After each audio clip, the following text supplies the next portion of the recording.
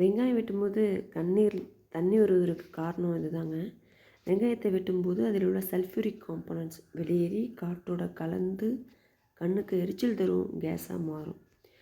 அந்த கேஸு நம்ம கண்ணை தாக்கும்போது கண்ணை பாதுகாக்கிறதுக்காக தானாகவே கண்ணீர் சுரக்கும்.